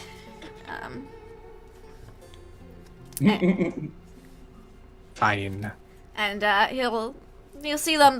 They're like adjusting the rigging. They're doing all their boaty boat stuff to make haste towards this island that you guys see. If you look through the spyglass, you can see it in the distance. It's a mountainous isle, so you think that it'll break a lot of the wind as the storm passes through. Wonderful. No way we could possibly get stuck here. No way at all. Ridiculous. That'd be preposterous. All right. I'm sure we're going to be so safe. I think I'm going to go take a nap during the storm. Excellent. I walk up to Merrick and like, all right, now seriously, what's the over under on us being in very, very deep shit? Well, if you look at it, this is a shallow keel on a ship. We're fast, but we don't draft much in the sea. That means the winds will push us. It pushes us forward. That's great. It pushes us sideways into a breaker, and we break in half. Oh, boy. Oh. So, it's wise that they'll be going around the storm as best, but I don't know that sitting on the lee side of an island will be enough to break a good storm that they're running from. If this was a simple storm like they say, maybe. But I doubt it, because they're scared. And I don't know the storms of this world very well, to be honest, but I'd feel better in a cove on a mainland shore. But they're saying there isn't one. For sure? They're worried about keeping time. We make up a day and now we're going to lose the whole ship. Yeah. I mean, how do you feel about their judgment? What's that called? Mutiny? When you take the thing over? Oh my god. Now not be the time. It's just me and you talking. It's my first time on one of these things. I don't know if that's what you can't talk Puts his about hand on things. the shoulder. It's like, I like where your head's at. I've thought about it. I can tell you 19 different ways that we could probably take over the ship. But I like these fellas. They're a tight-knit crew. The captain's a cat that hates water. So he's out here for a reason. Mm. I wouldn't mess with a cat that hates water that sails on the sea, if you know what I mean. Mm-hmm. I like them too. They're fun. So, you know? that's just be prepared to abandon ship. Roger. So say goodbye to the rhino and the horsey and the donkey. Thundercloud. That And rhino's donkey. Because unless they can swim in the sea, they're going down with the ship. Is we're gonna be next to the island? No. Yeah, ship's not going down, Merrick. There you go. You see, now you're talking about the ship being down. You know, what? I thought we felt good about the plan. Now I said you should be scared shitless. I'm okay. The rhino lives. I don't care if I have to teach that thing to swim. We're keeping the rhino. So be it. You're in command of the rhino then. Excuse me, it's my rhino. You hear a couple of sailors, like as they're talking, as they're getting stuff done. Let's pick two of them. You got The dwarf. Dirk and Curtis. Dirk's got a lot of pockmarks in his face. Looks like he had some kind of plague or infection at some point and then got cured and went to sea. So, you know. No, he's not a looker. Let's just put it that way. And then Curtis, he's a real kind of homely looking fella, real kind of shy, but he's very strong. You've seen him lift things that take two people to lift normally. They're like getting they're battening the hatches down. They're like, so Dirk, we're gonna be going over to Cloudfin Isle. He's like, yep, Curtis, Captain says Cloudfin Isle. He's like, oh good. I like Cloudfin. That's where we go when we're ready to wait out most of the storms. That one looks a little big though. Dirk's like, it'll be fine, Curtis. What are you worrying about? He's like, oh, just don't like the lightning. He's like, I know you don't like lightning, Curtis. You can go below decks. I'll take your ship up here. He's like, oh, thank you, Dirk. And they get the battening of the hatches down. Ron isn't feeling great still. He's better now that he hasn't had eel, but he's keeping below decks because he doesn't like the storm either. It's rocking the boat a little bit more. He's a little queasy. I would like to go and find the galley, please. Yeah, you're able to find the galley. Old Singe is in there. He's you see him tying like down some pots and pans, like basically like putting them away and battening cabinets down. Excuse me, Mr. Singe. Oh yes, how can I help you? Do you have the cat's rations for today? I'd like Yes. to feed it if that's all right. If you want to get near that vicious beast, be my guest, but I'm not liable if he bites your finger off. Oh yes, it's quite fine. All right, and he hands you like part of a ham hock. Okay. It's like salted ham, but yeah. Thank you very much. So, explain to me what's going on with this storm. What's the captain thinking? Well, typically, there's not a lot of ports on the coast right in this area. There is one a bit further down, or we have to turn around and go back to the two decent ports. But there's an island we typically harbor in if there's a storm in this area, and we're Cloudfin Isle. The captain's guiding us to there. And you've done this before? Oh, many, many times. I've been with this crew for 35 years now. So, what can you tell me about this island? Is it uninhabited? Does it have... There's a few monkeys, some lizards. It's a very small island. Oh. But All right. there's mountains, so they break most of the storm. They have a little small lagoon there, which is it's good for weathering it out, and we can weigh anchor, and there's enough trees to help break the wind as well. And there's no worry about the ship going down in the lagoon. As long as not in the lagoon. The lagoon's fine. If we're lucky, we can catch the back end of the storm and help it push us out. But now as long as we can make it to the lagoon in time, we'll be fine. We'll be fine. And how far away is this island? Are we going to make it in time? Oh, we should. We're making good time so far. All right. Well, thank you very much, and I'll let you know how it goes with the cat. Of course, of course. Well, if you don't come back, I'll know you are delicious. So it seems. And then I will go up and feed this leopard. Yeah, a leopard looks a little nervous. Doesn't Oh. seem to. It seems to be able to sense the storm coming, but there's nowhere for it to like climb into a tree or anything. It's just in its Right. cage, so it's not very happy about it. Rhino's a little nervous too. Yeah, so I'm going to start with the cat, and I'm just going to kind of talk to it soothingly in Elven. Okay. I don't have speak with animals. That's not a thing I can do. But No. I'm just going to just kind of try and soothe it as much as possible and then feed it. Give me an animal handling with advantage. Yes, and I'm going to try and pat it again this time, if that's Okay. all right. Fingers crossed. Oof. You're able to kind of soothe it a bit, but it's real nervous for this because of the storm coming up. All right, You're able to try get to like touch it. another pat in, but you're not like a full scratch. You're just able to be like Yes. a little stroke. All right, and I'll put the food down and let it kind of do its own thing. Mm-hmm. And then I'm going to go over to Rhino and make sure he's fine. And do the same thing. Speak to him in Elven. Keep him calm. Give him all the scratches. Rhino's happy to see you. Yeah. And then there's Thundercloud and the unnamed donkey. I think his name's just Ass. Us. Okay. Yes. And then I will go find the rest of the party. Uh-huh. I think they're on deck besides Ron. All right. So, it seems, I talked to Singe a bit, it seems like they've done this before and they've gone to this island. It's uninhabited as far as they're aware, so we shouldn't have to worry about anything else, but I do think there might be a worry if anyone else is trying to outrun this storm, that we might have company while we're here. But it doesn't seem like this is that big of a deal, hopefully. Knock on wood.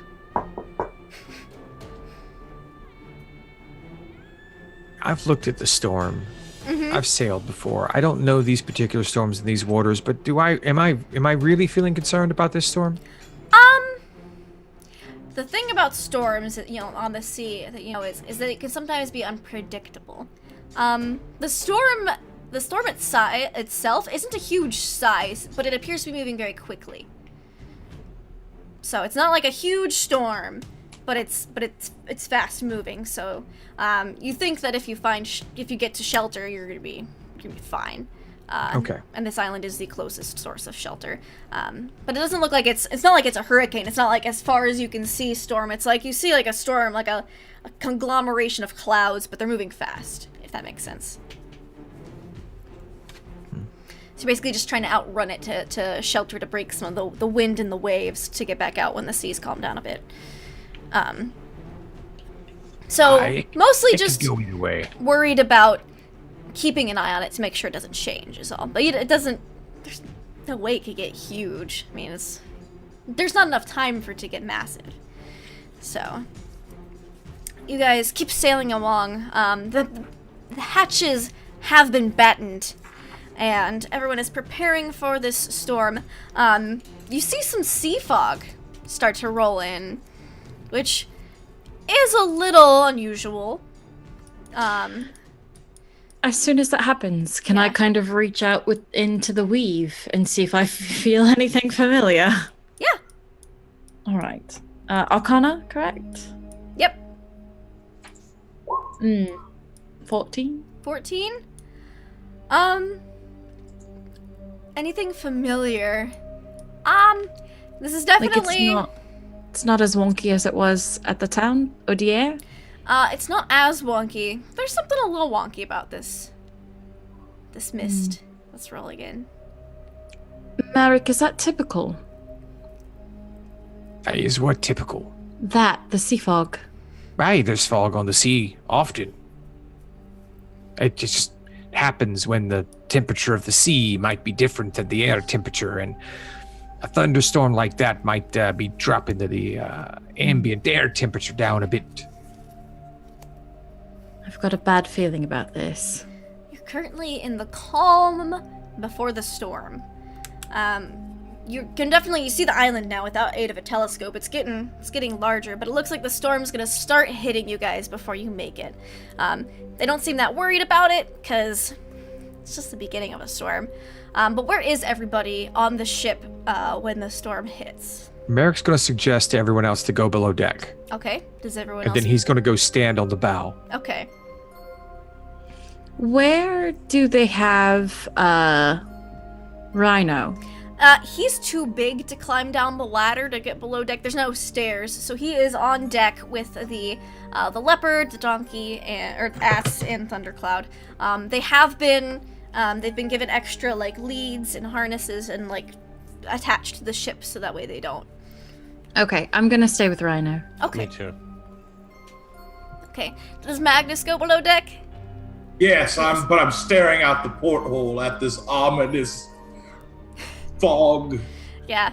And that's kind of odd because at the porthole level, you see some of the waves at the top, and then you see the fog. It's all you can almost see above it at the storm, this flashes of lightning approaching, but it's a lot of fog that you see. I don't like this. Mm-mm.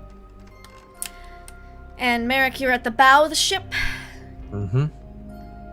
Excellent. So the whitecaps now are about as high as the deck of the ship itself. The Caprice sun is pitching with the sea a bit, but it's an ever-growing momentum. Within the clouds, lightning flashes in an erratic staccato.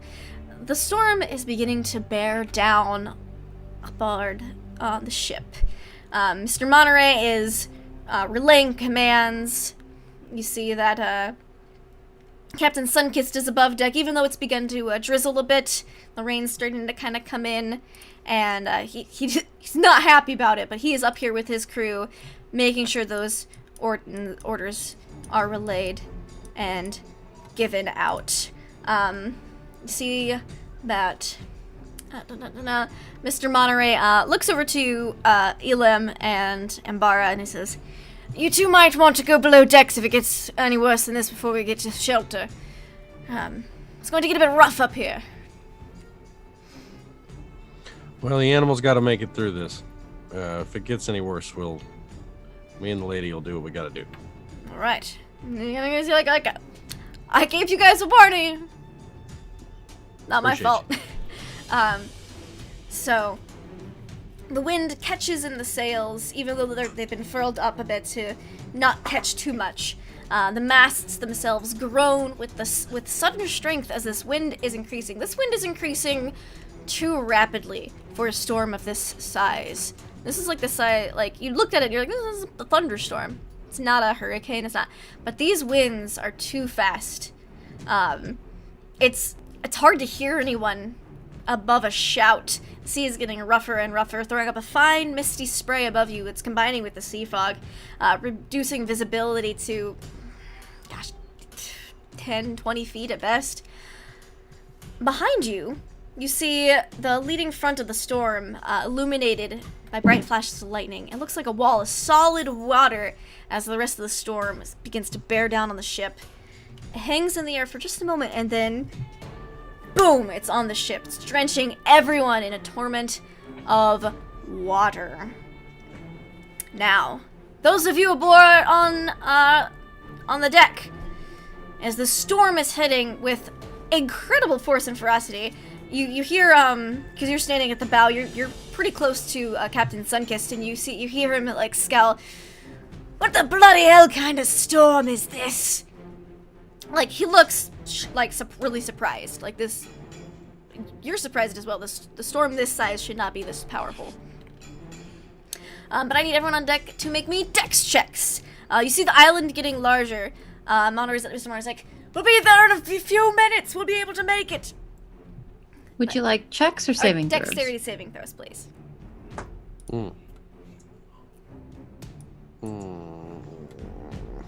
Nice job, guys. All right, 16, 18, 13.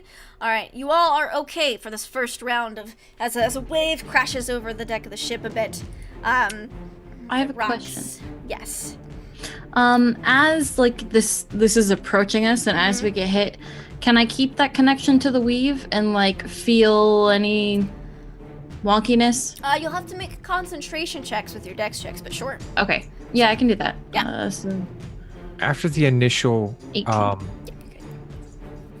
smash of the first bit of the storm, Merrick recognizes it to be something other than what It appears to be. it appears to be, and then grabs like a random like a rope. It's tied down, but they have extra links of rope. And he wraps it. There's coils of rope like every 5 feet. Well, no. This is one that's already tied down on one of the belaying pins by the one of the masts, and he just kind of wraps it around his arm to kind of give him just a little extra anchor to the ship. Sure thing. It's not a problem. Almost like there's coils of rope like every 5 feet, and every 10 foot of that, every 10 like every other one is tied down to part of the ship, so that if someone went over where you could throw the rope, or Right, he just kind of wrapped one around his arm a couple times just to give him a little extra leverage. Yeah, so there's plenty of stuff to secure yourself down too. Magnus, you and Ron are in your hammocks below deck, so you just kind of sway. It's not a big deal for you guys. Well, I would say to Ron, I'm a bit chilly. Are you chilly, Ron? It's a bit cold. Let's go to the kitchen and get some hot cocoa. Oh, I do like hot cocoa. All right, that's what we're gonna go do. Okay. You guys head down to the galley. Now, It's gonna be great. Alright. So, you guys head down to the hot cocoa to get the kitchen. All right. So, the storm is bearing down on you guys. It's just battering the ship. The crew is working double time to try and just keep everything together. But they all seem very surprised. None of them thought the storm would be like this. So, you hear Jimmy. He was missing his half his teeth. He actually falls off of the rigging. He was trying to secure like a sail that like the edge had gotten loose, and he falls from the rigging into the sea. You see him for a second before he's swallowed up by a wave, and you don't see him anymore. Let's see, you guys in the hold. It's getting a little wet down there, but you see a couple of the sailors run through, and they're starting to work the bilge pumps. So they're like, "Don't worry, everything's under control," and they like go to the pumps. So you guys can keep going to the kitchen and make your hot chocolate. Yeah. You've put the water on and you started the fire in there. Oh, okay. You gotta heat up that water to make a hot chocolate. Yeah, true. Very true. And at this point, I would need another dexterity saving throw from those of you above deck. do I get advantage for being tied down? You do.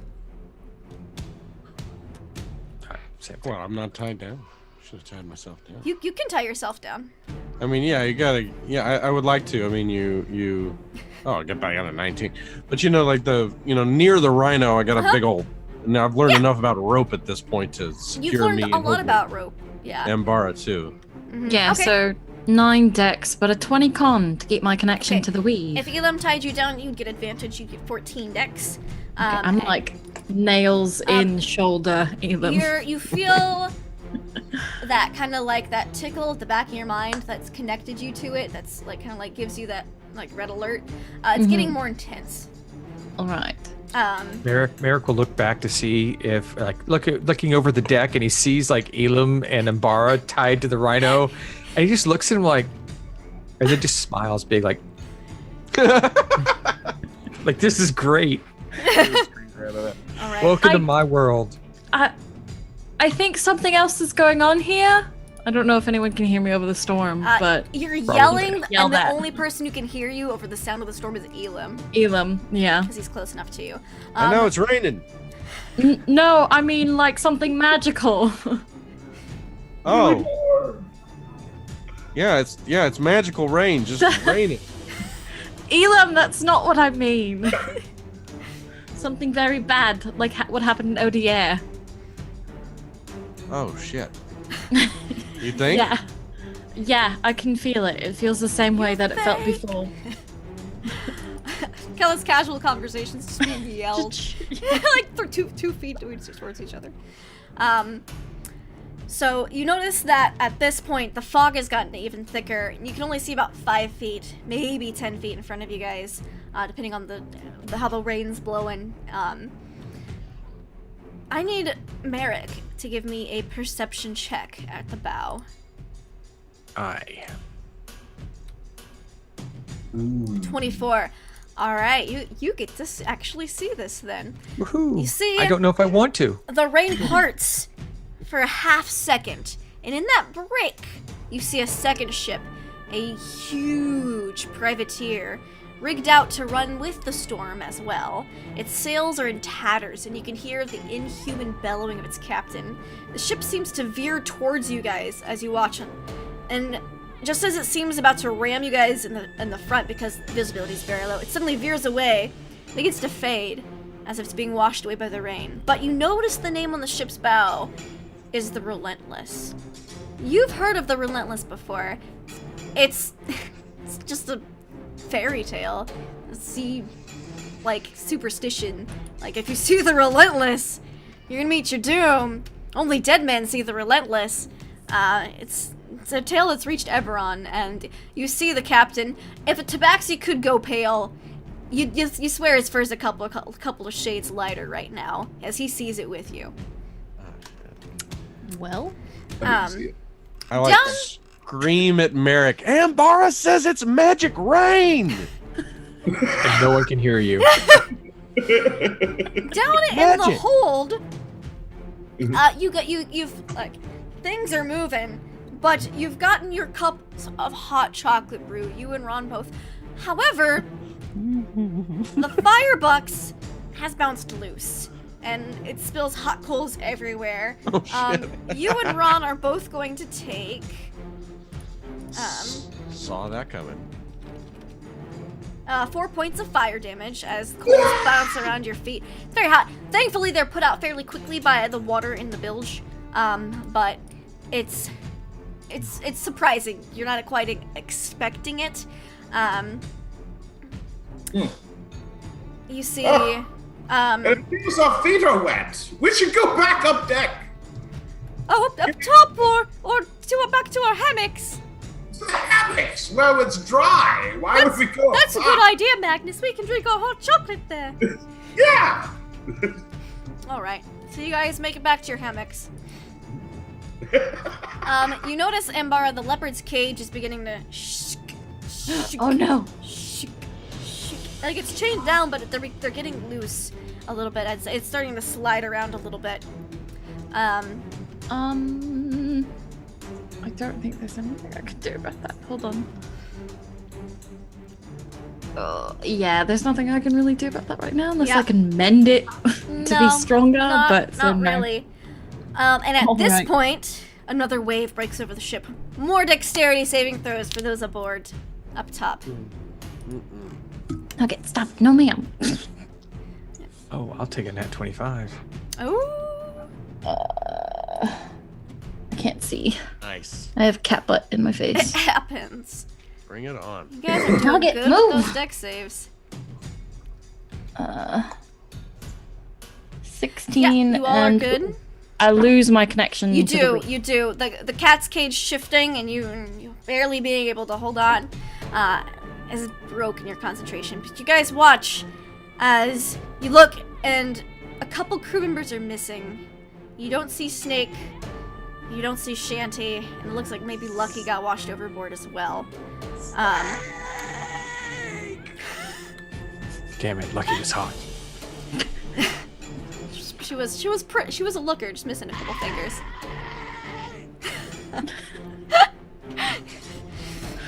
Merrick's not paying attention. He's just staring into the angry sea. All right. Oh, So I think I saw someone out there, Ron. you definitely saw like Lucky actually grabs your porthole with her 3-fingered hand. It's the boom. But there's not much she can do before you see her face like eyes wide with fear just get ripped away from that as well. Oh, I think that was lucky.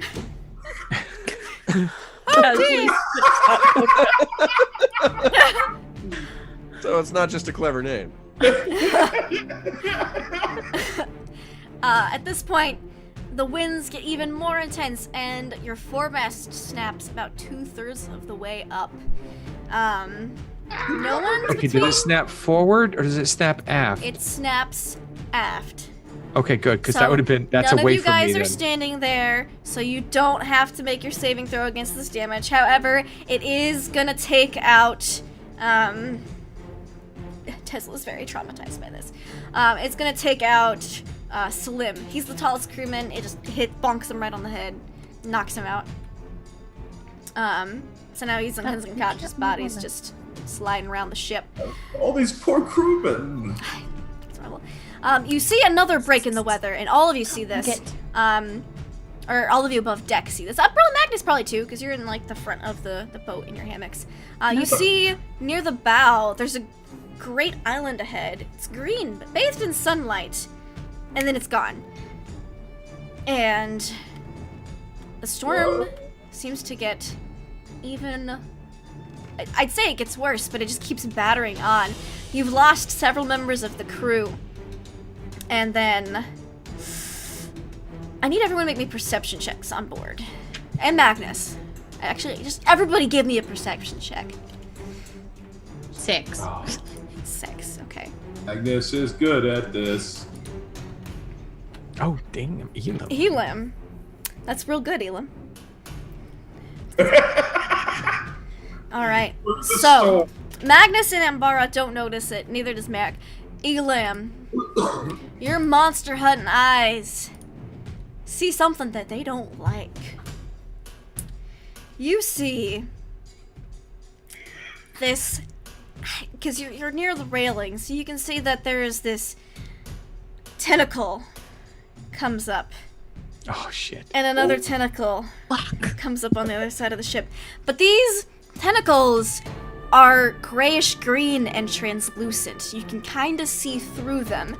And at the end of each tentacle you see is a human skull pierced onto the end. What? Yeah. If you peer overboard, I'd say, Elam, you took a peek overboard at that perception check, knowing you're not going to get swept off right in a second. You see almost a ghostly kraken Oh, fudge. with skulls at the ends of its spines, at the ends of its large tentacles. You can see the body of the beast itself. Not much, just as like a wave sucks some water away, you can see it's just massive and this grayish green color. You can see through it. You'd expect to see through it to organs, but it appears that its organs are kind of translucent as well.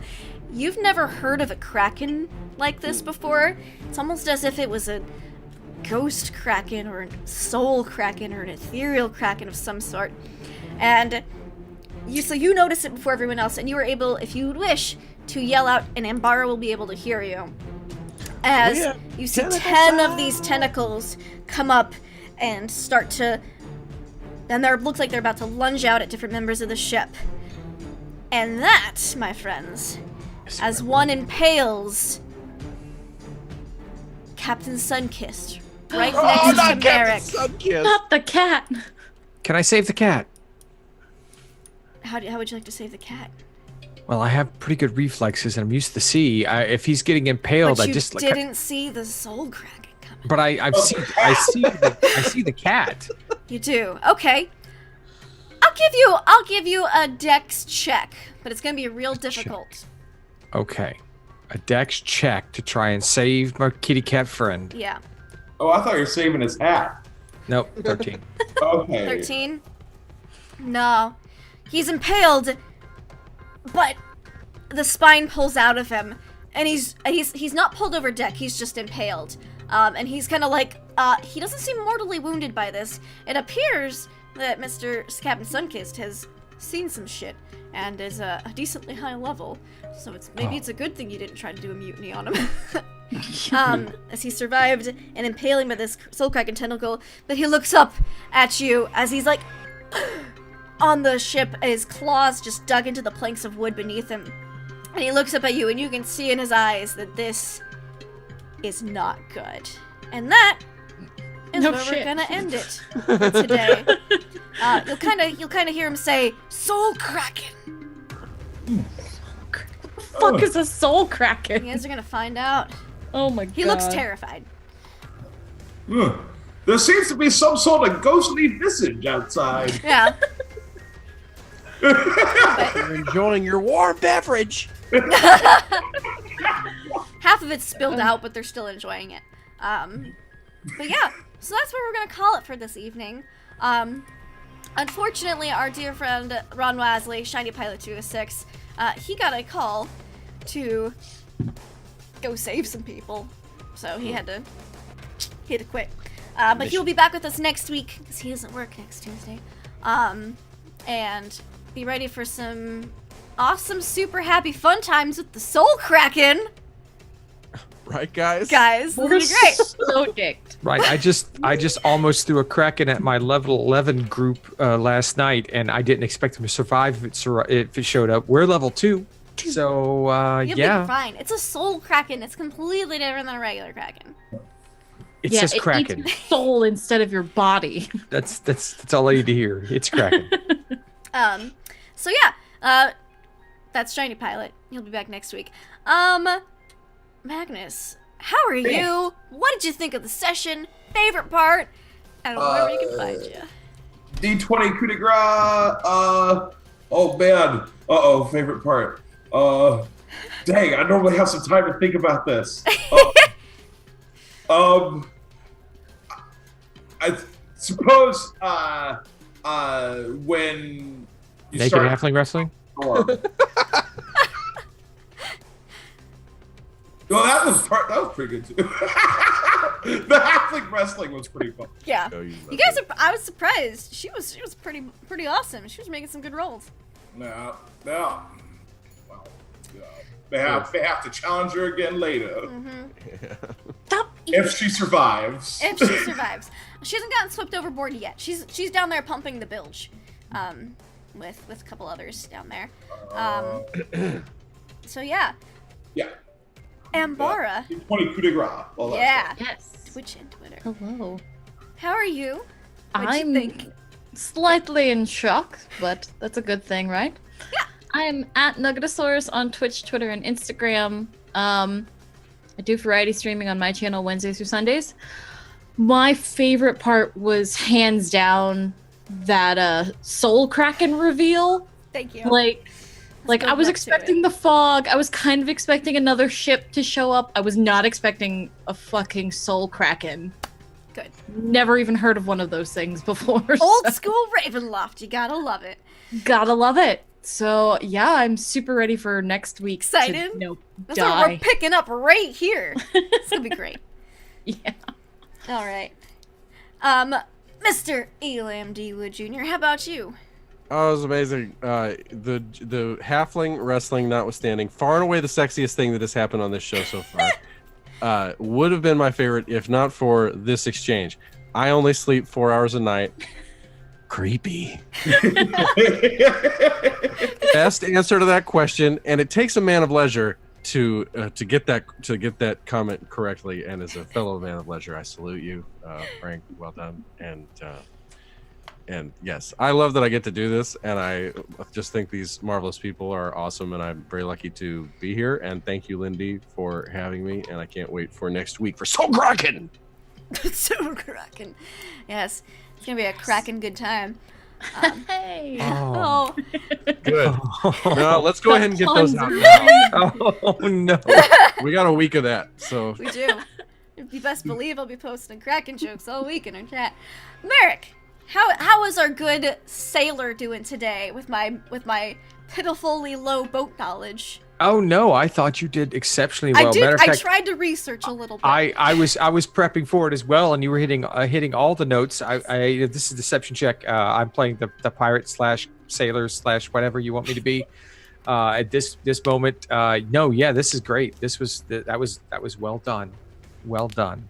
I'm having fun on the sea. This is, Merrick will enjoy it for as long as he can because we've got to go inland sometime, and he'll be shorebound then. And so, for now, even with a soul kraken, like literally, he's singing. I actually have a shanty. He's singing right now into the storm, and he interrupted it just to look at the captain getting impaled, and that's when he stopped singing. So, he's having a ball. Love it. So, thank you. This is fun. Awesome. I'm Laugh Lovely. This is my channel. My favorite part was at the very beginning when Magnus walks aboard and goes, "I strip naked, lather myself in oil, and lay out on the deck." That was my favorite part.